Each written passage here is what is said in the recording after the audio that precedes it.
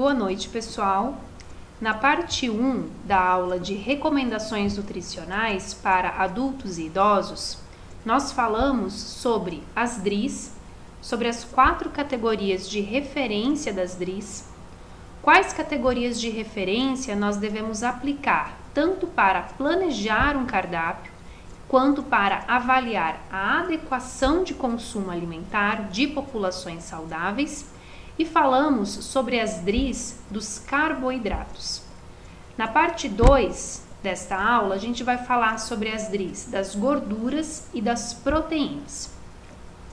Quanto às gorduras ou lipídios, a gente precisa lembrar que os lipídios fornecem 9 quilocalorias por grama. Por isso, eles também são nutrientes muito úteis no fornecimento de energia. Eles também apresentam outras funções para o nosso corpo, como, por exemplo, na absorção de vitaminas lipossolúveis, na composição de membranas celulares, dentre outras. A ingestão de lipídios, ela vai ser entre 20 a 35% do total de energia ingerida ao longo de um dia por um indivíduo saudável, e essa recomendação, ela se aplica também para idosos, adultos e idosos.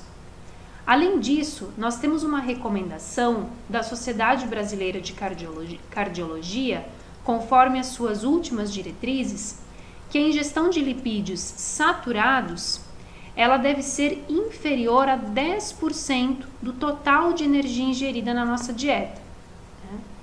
Além disso, nós temos a recomendação para lipídios poliinsaturados e monoinsaturados.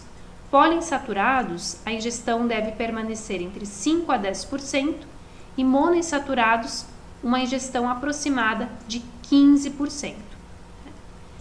Por que nós temos essa diferença de recomendação para gordura saturada e insaturada? Principalmente devido ao aumento no risco cardiovascular que as gorduras saturadas proporcionam e aos maiores benefícios que a gordura insaturada possibilita para o nosso organismo.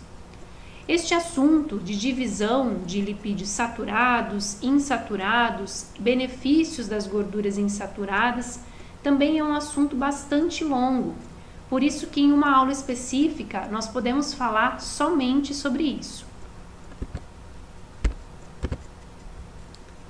Para a gente falar um pouco, dar uma pincelada sobre os lipídios, eu estou aqui com uma figura que eu retirei deste artigo que eu colei aqui no canto para vocês, tá?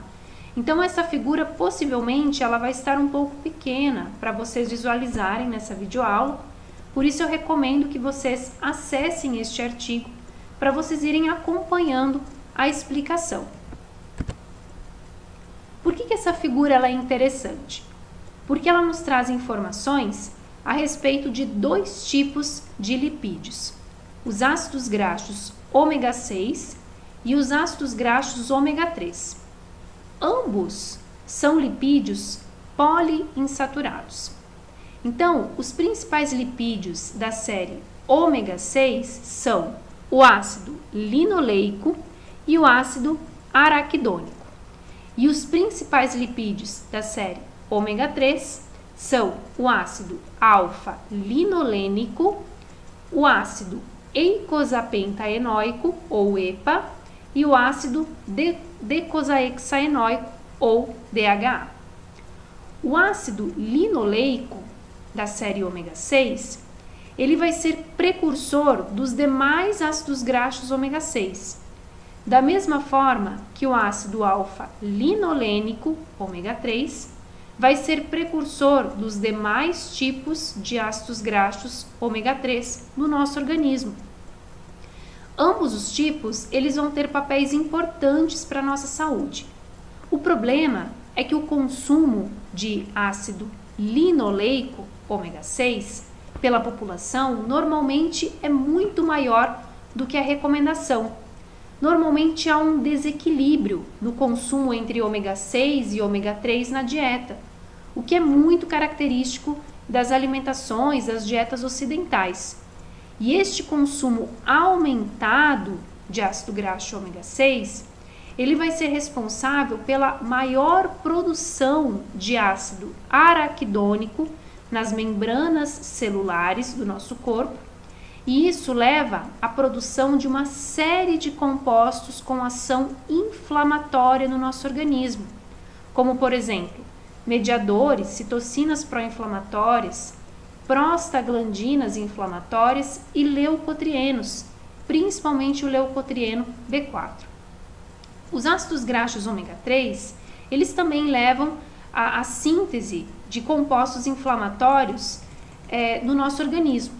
Só que estes compostos, eles vão ser muito menos inflamatórios do que os ácidos graxos, do que os compostos produzidos pelos ácidos graxos ômega 6.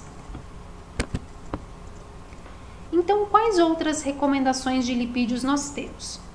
Nós temos aqui uma recomendação de percentual de consumo de ácido linoleico, ou seja, ômega 6, e de ácido alfa-linolênico, ômega 3, e uma recomendação específica, inclusive, para EPA ou DHA, então aqui a gente está falando de ácido graxo ômega 3, que devem compor a nossa alimentação diária.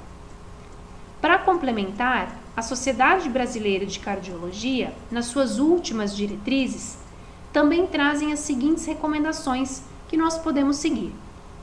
Consumo de ácido linolênico, tá? Ou seja, de ômega 3, pode permanecer entre 1,1 a 1,6 gramas por dia, e o consumo de ácidos graxos trans deve ser excluído da nossa alimentação diária, segundo as últimas diretrizes propostas, as diretrizes mais atualizadas propostas pela Sociedade Brasileira de Cardiologia. Em relação ao consumo de colesterol, estudos recentes mostram que o colesterol alimentar ele exerce pouca influência na mortalidade cardiovascular. Em razão disso, as atuais diretrizes internacionais sobre prevenção cardiovascular mostram que não há evidências suficientes para estabelecimento de um valor de corte para o consumo de colesterol. A recomendação que permanece é a recomendação da Associação Americana do Coração, que estabelece uma ingestão que deve ser inferior a 300 mg por dia de colesterol.